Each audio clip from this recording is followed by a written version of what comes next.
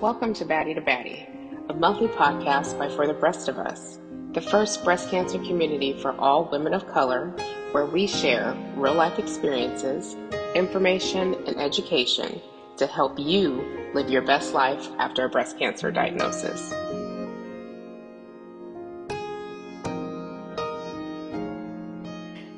Hey girl, hey. My name is Tesha, and I am a breast cancer survivor and a baddie volunteer here at For the Breast of Us, a community for women of color that has been impacted by breast cancer. And today I am here with Miss Morgan, or Dr. Morgan rather, who is a breast cancer survivor as well as a patient advocate. Hi, Dr. Morgan. Hi, Tesha. How are you? Well, thank you, and thank you for coming on today. So, before we get started, tell our listeners a little bit about yourself. Well, as you so lovely introduced me, I'm Dr. Morgan Mitchell, or Morgan, whichever you like to choose. I am a PhD biochemist and professor, cancer researcher, and life science product manager. I currently am a professor at a medical school here in the Houston area. And I'm passionate about education. I'm a lifelong student. I've been in school my whole life. So I really appreciate education, awareness, and just having these conversations. It started a divine intervention is what I call it. I just happened to be, changing into my nighttime wear one night in the summer of 2020. And I just happened to brush across my breast and I felt something and I said, oh, that's weird. And I just didn't think anything of it. I shrugged it off. The next night, again, divinely inspired intervention happened, and the same thing happened. I said, And so I went into my mother's bedroom. I had her feel it, and she said, yeah, there's something there. Make an appointment with your OBGYN. Now, I want to stress this fact that this was, at the beginning of COVID. So wow. we were on lockdown. People were dropping like flies. It was chaotic. Everybody, we didn't know what to do, right? And I want to say that because we were at such a standstill, again, that's God himself, because if I had been busy doing my normal day-to-day life, I would have shrugged it off completely. And because of that, I might not be here right now. Well, we are so thankful that you were obedient, first of all. Your story is actually a little similar to mine. I'm a 9-year breast cancer survivor, and I found my lump. Thank you. And Congrats. I found my lump the same as you. I was actually doing Zoom that afternoon, and it brushed up, and my arm brushed up against my breast, and I felt a lump. And called my mother. My mom said the same thing. Call your doctor. So did that, and that's where my journey began. So today we are going to be talking about healthcare advocacy. And we know that as women of color, there is a lot of power when we collectively and actively advocate for ourselves and for our community. How important is that? Talk to me a little bit about how important do you think advocacy in the African American community and for people of color? How important is that to be able to have that knowledge and be able to just be more proactive with our health? Yeah, Tesha, this is increasingly becoming a popular topic in terms of healthcare and illness and disease. And I'm so happy about that because it is almost the most important thing. As the pandemic happened, we learned a lot about ourselves, our self-care. Self-care has become increasingly popular. Mm-hmm. And again, I am excited about this. Now, I feel as though it may be more so of a struggle for African American women just because of our history Mm-hmm. and cultural boundaries. You Yes. know, when I first got diagnosed, I'm a very open person. When I first got diagnosed, I put it on social media. My mom was not happy about this. Mm-hmm. She was saying, this is private. This is a health matter. You need to keep it in the house. And that's how she was raised. And she was raised by a nurse. And it Mm-hmm. was still these cultural generations of these cultural traditions, Yes. and just how we were raised, generation after generation after generation. My mom, does what her mom taught her, Right. and my grandmother does what her mom taught her, right? Absolutely. And she was raised, you do not talk about health outside of the home. You do That's right. not talk about illness. If someone passed, you do not ask how. That's seen as disrespectful. It's disrespect. Right. It's seen as, why is she all up in our business? She needs Mm-hmm. to mind her own business. And so all of these things make a very large difference in the way that African Americans, and especially African American women, sort of deal with their health, Yeah. and sort of deal with, what they're going to choose to say to people and what they're not. Mm-hmm. um who they are going to allow to help them and who they're not.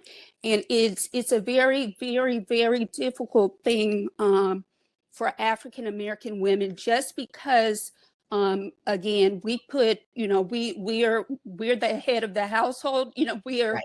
We put everybody, literally everybody, in front of us We put everybody first. except for Exactly. ourselves. Mm-hmm. And I'm here to say that you have to take care of you, because if you are not okay, nobody else is going to be okay. You have to Absolutely. take care of yourself first, just like Right. when you're in the plane, right? Put your oxygen mask on first, and then tend to your children and your passengers and people next to you. There's a reason why they say that, okay? Mm-hmm. You have to be okay in order to make sure everyone else is okay. Absolutely. And you hit on so many points, so many things that, like you said, in the African American community, it is cultural that we don't talk about illness. We don't talk about family history. And that is so important, um, to know what our family members that have gone before us, what medical issues or what challenges they had, because if we know that, then we can take the necessary precautions and steps to stay on top of our health. A lot of times we don't find out about a illness or something until we get it, and then mom or grandma say, well, your great aunt or your aunt had this. Well, mom, I didn't know. Right. You had told me, then I would have known to, okay, well, I know that aunt so and so had breast cancer. I need to make sure that I need to tell my doctor so that they can make the necessary take the necessary steps so I can start being on top of my health. But we don't talk about that. And we got to get out of that mindset, because like you said, in order for us, because we take care of everybody but ourselves first. And we got to Yeah. take us first before we can take care of everybody else. So you hit the nail, as they say, you hit the nail on the head with that one. Yes. And and Tesha, let me say, and everything that you're saying is correct. And let me also say that, yes, what you're saying is we have to get out of this, right? Mhm. Because we're literally killing ourselves. Yeah. I have met so many people who have had breast cancer, and they did not tell anybody, not even their children, not even their parents. And they went through it alone.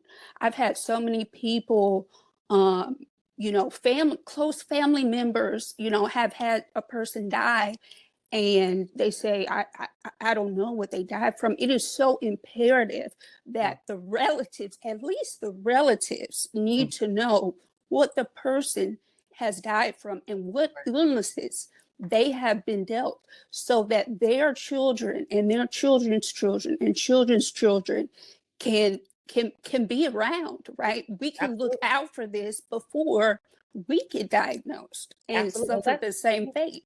Absolutely. And that's why it's so important for us to become advocates of our own health, because there's not a lot of representation of women of color, especially in the breast cancer community. There's not a lot of representation of us. So we need to be advocates so that we can have that representation, so that we can get better healthcare access, so we can get the research that needs to be researched and get the data that needs to be gotten, so that we can have better treatments when it comes down to women of color being diagnosed with breast cancer. Yes. But one thing that a misconception that people have about advocacy work and becoming an advocate, that it doesn't have to be scary. You can start with that. You don't have to have all of these political connections and know all these people up in Congress and the White House or whatnot. You can just start by sharing your own story. Mm-hmm. And that was something that I did when I finished my treatment. I just started by sharing my story, and do the same thing. Tesha, I think that's so poignant and important what you said. A lot of people do relate advocacy to something political, and that's not the case. That's not what we're talking about here. Not at all. And also, a lot of people think, okay, to be an advocate, I have to do something huge. I have to write to my congressman, or I have to organize a walk or something like big. Yeah. And that is not the case. Small acts add up to so much greater things. Absolutely. And, it doesn't take much, if you just give, just a small portion of your time, you will be reaching so many more people. And the term advocate, there's no distinct definition in terms of that. You can be an advocate in so many ways. You can be an advocate and you don't even have to tell them. No one has to know. You can be anonymous, and again, just small acts add up to so much greater good for our community. If we had just so many more people doing small things, oh my God, we could move mountains in terms of breast cancer. I mean, just sharing with your family, just sharing what you're going through with your family, so that they could have the knowledge of, okay, well, this is what Tesha went through, or this is what Morgan went through. So Morgan's telling me that, it's important that I make sure I get my regular screenings every month or every year.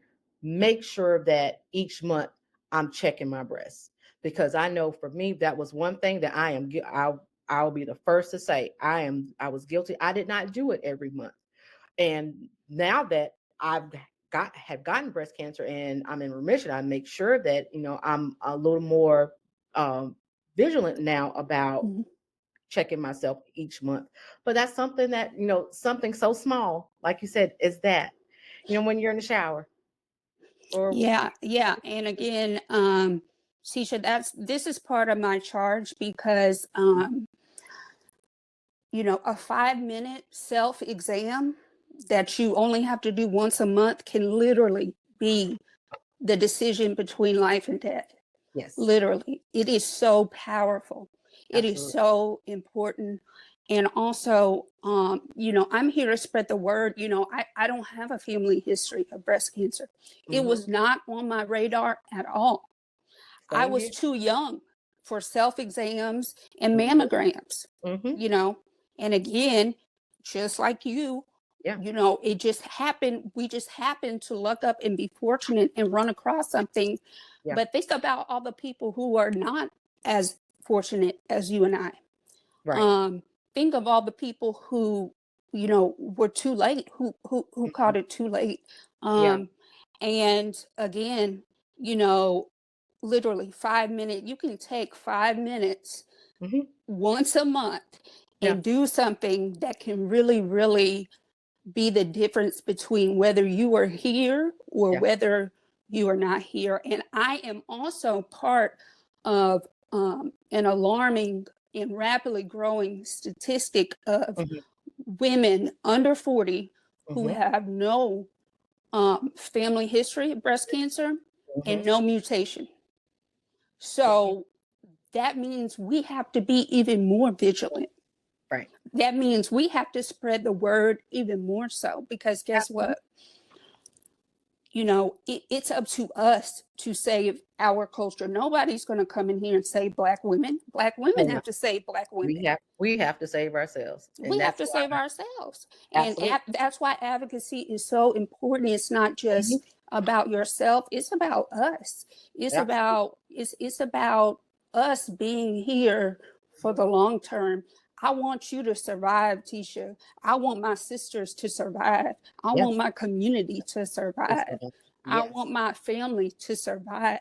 Yeah. And that means we have to be here in order to do so, right? In order to do We so, have we have to be so here. much more greater things Hmm. that we have to do. Um, and you know, I don't know how else to say this, but Black people are magic, and we really are, because when you think about all the Hmm. things that we have endured and we're still here, I mean, come on, like you, We are a resilient people. We are, and we are magic. We are wonderful and a beautiful people. we are, and Yeah. we want to And continue that. And so that absolutely. means And we have to yes, put in just a little bit of work, can yeah, make all the difference, can make all the difference. absolutely. Yes. And for those that are listening, you know, again, you don't have to do something big in order to advocate. Sharing your story, that's advocacy work. You're advocating. Sharing with family and friends.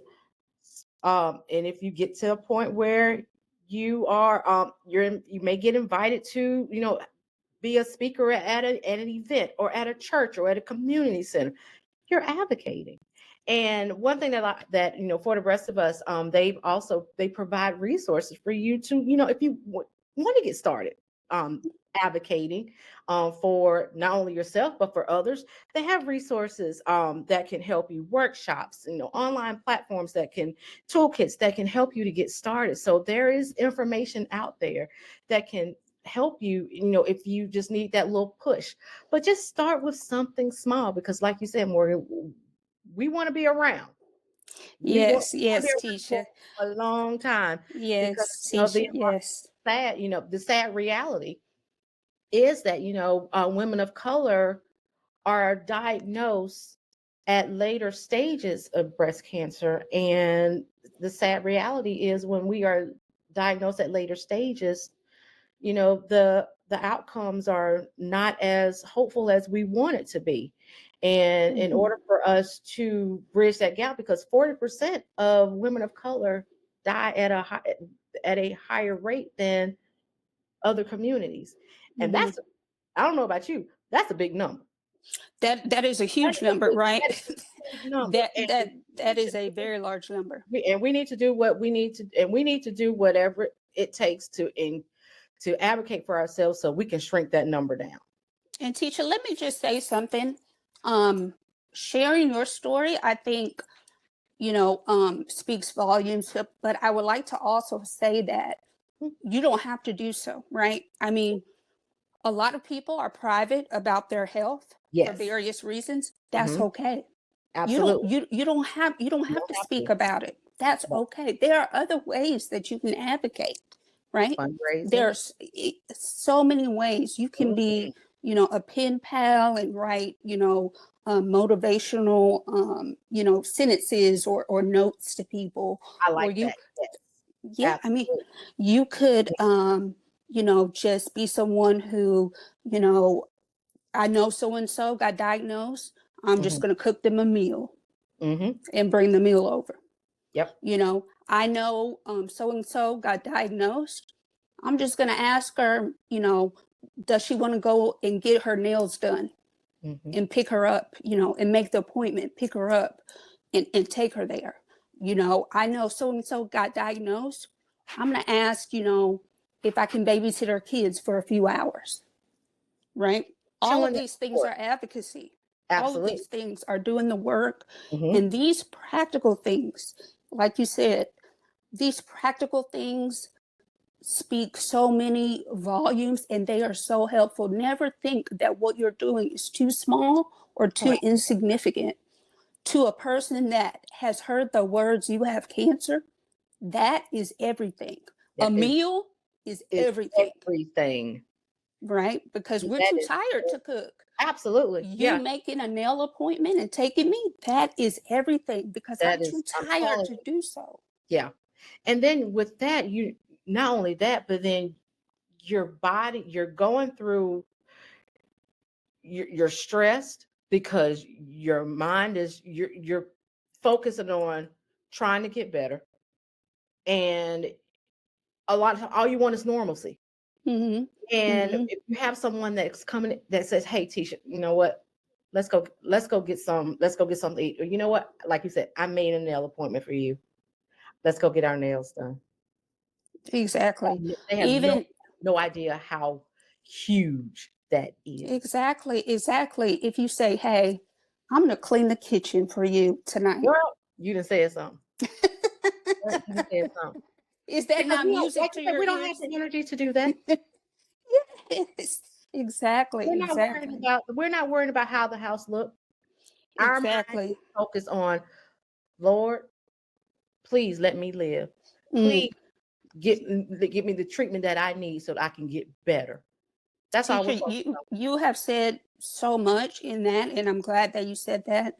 I think another part of advocacy is, um, you know, I've heard recently, you are your own best advocate.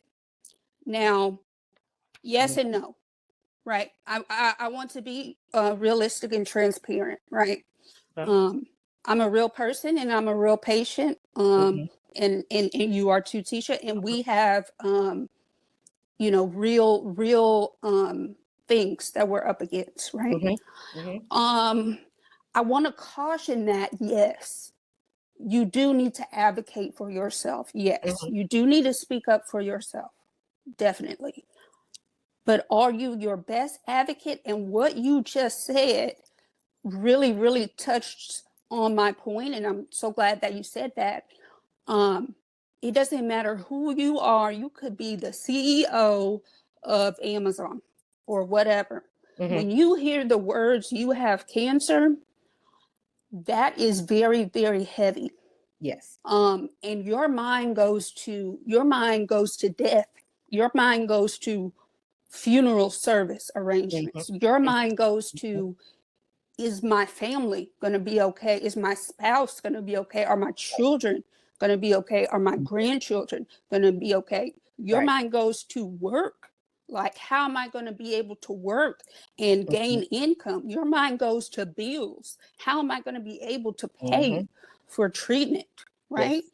Yeah. So I want to strongly suggest that, yes, you should be your own advocate, but you should not be your sole advocate because, again, you have so much on you. Mhm. When you hear those words, that diagnosis, that is very traumatic, Mhm. that is life changing, It is. and you are in shock.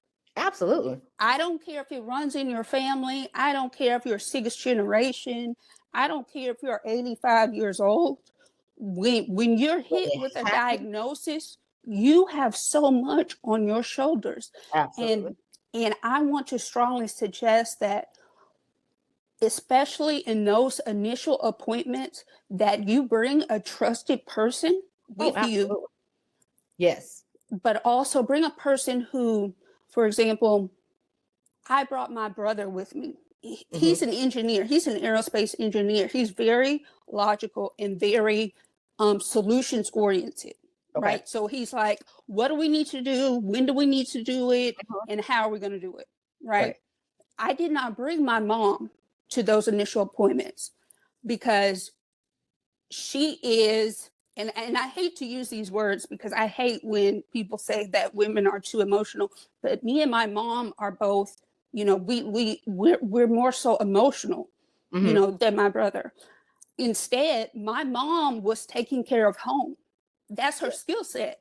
She was buying groceries. She was getting meals prepared. She was getting the blankets. She was getting the water. She, you know, that's her skill set.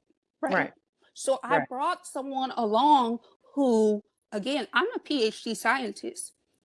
And when you hear those words, you know, cancer doesn't care what degree you have or whatever. That goes out the window because all you hear is cancer. Exactly. And you're in shock. And that is, and people don't understand that.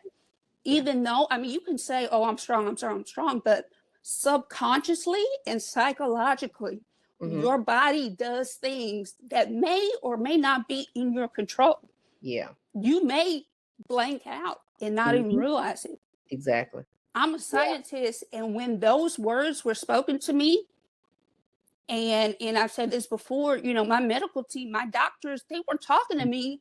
Their mouths were moving, but I wasn't really. I couldn't hear anything.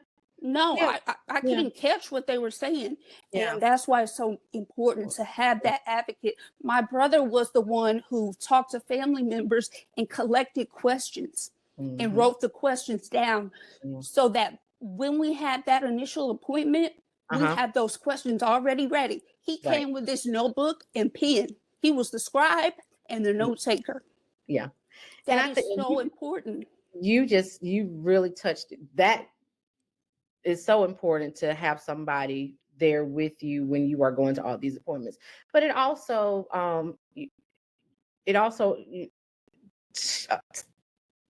what am I trying to say? Well, it also, you know, the importance of being in a support group, you know, because you don't want to go through this alone. You want to, and the importance of being in a support group, because you can talk with those that have gone through it. You can ask the questions that you didn't think of when you were at the doctor's office, that you can share it with someone that has gone through it, and they can say, well, oh, you know what, this is what I did. These are the things that I did that when I was experiencing this and this, maybe this can work for you. And that's so important because I have been in settings where, you know, again, everybody has a different way of dealing with it. Some people are very private, scared, introverted, not ready, you know, and when they get into these support groups and they hear people who are in their exact position speak about what they're going through, how they feel, you know, tips and advice. And these people are blown away because a lot of times, you know, and I say this and it's not taken lightly, but I guarantee you are not the only person on the planet feeling how you feel. Exactly. There's at least one other person that feels the same way. And it's so therapeutic when you connect with these people because they understand you on a level that other people may not understand you. You know, being a cancer patient, you know, people who don't have cancer can only say so much to me. Right. You're going to hit a wall. You're going to hit a boundary with me because you don't know what I'm going through. I appreciate everything you're doing. I appreciate the love. I appreciate you being there. But the reality is that you don't know what I'm going through, and you won't because you don't have cancer. And so therefore, I've got to talk to people who have cancer. I've got to talk to survivors. I've got to talk to people who've been in my position. I've got to talk to people who, you know, are going through chemo. I got to talk to people who've been through chemo. And that is just so that just speaks volumes when you have a community that you can Absolutely. just go to Yep. and just be like, hey, y'all, I'm sick of this. I'm hot. I need a wig and I don't know what to do. Absolutely. Absolutely. And again, just sharing when you share your stories, when you're advocating by sharing your stories, someone who was going through that is hearing that story, and they're like, oh, I didn't know that she went through that. I'm going through the same thing. Let me message her, or even sharing your stories on social media. I know when I was diagnosed, I shared my journey on social media, and I found support groups that helped me. And for the rest of us, I found them. It was after my treatment, but I was so glad that I found this community, because there weren't the support groups that I was in. There weren't women that looked like me. They Exactly. were there were older women, Yeah. but nobody. I was diagnosed at 36, Yep. and Yep. everyone else were older women, and Yep. I couldn't relate. But when I found, for the rest of us and other, now that I'm with them, and I have other organizations that I'm a part of too, that are the target audience are, young women of color. It's like, I'm so glad that these organizations are now surfacing, so that these women now that are now getting diagnosed, Mm-hmm. they have now these resources. And Yes. for me, like you said, when you're sharing your stories and you're having this support group, I know for me, I once I was in remission, this became my platform. And, I created a podcast myself called Tesha's Tea Room. It's called Tesha's Tea Room, the place where conversations conquer cancer. And I use my Love platform that. for those that need to vent, or we just have chats, and it is a safe space. And know that too, for those that are listening, being an advocate, you want to make it a safe space. You want to provide support, and again, just sharing your stories, like on social media. I love Tesha. I love how you say I have the same experience. I got diagnosed. I was 34 years old. Wow. Okay. When I went to chemo, I was the youngest person there always. Mm-hmm. Mm-hmm. A lot of the support groups, I was the youngest person there. Yeah. Yeah. And women of color, there were almost, it almost was zero. It may have been one, Yeah. person of color. And I really felt like, oh my God, I really am alone here.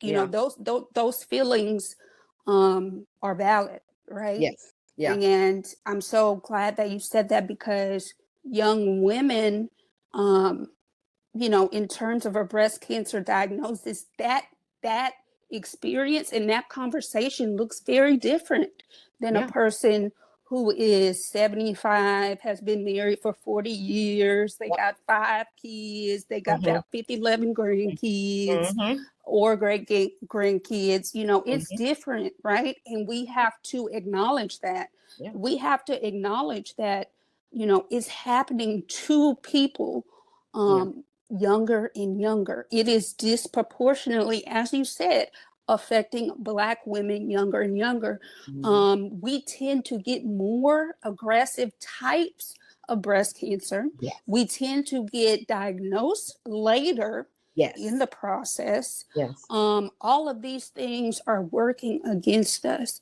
Mm-hmm. And so, just us having this conversation, and I appreciate you so much, and for I the rest appreciate of us, you. and so in all the people who are volunteering, Yeah. telling their testimony, people behind the scenes. As I said, no task is too small. Like if Absolutely. you're the receptionist, okay, thank you for the work that Exactly. you do. I appreciate Exactly. that with my life.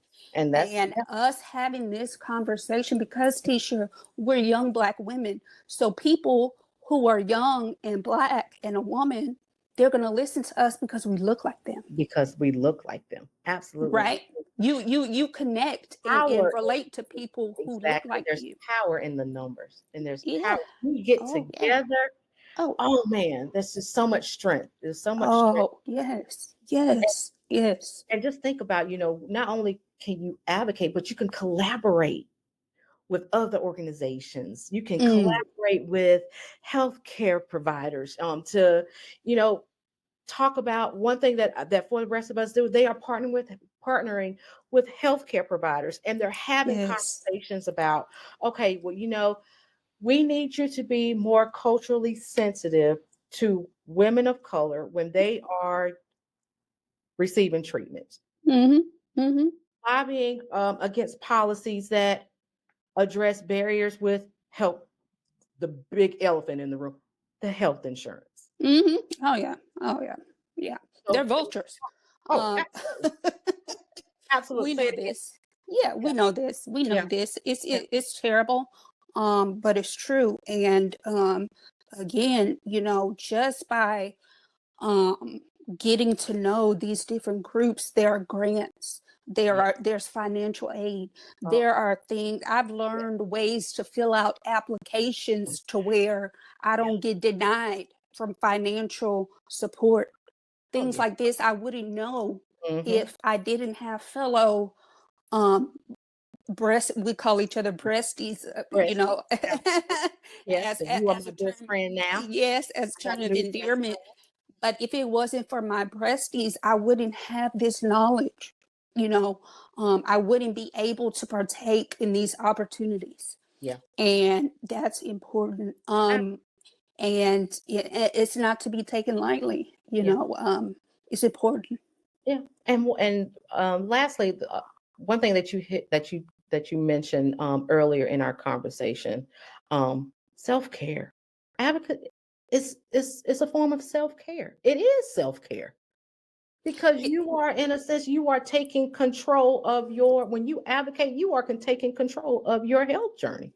You are advocating for not only yourself, but you are advocating for those that don't have that voice, for those that are private, that want to keep their information, their health private, but you are speaking for them. You're speaking for yourself. That's why it is so important that we take, like we said, we got to take care of us before we can take care of everyone else.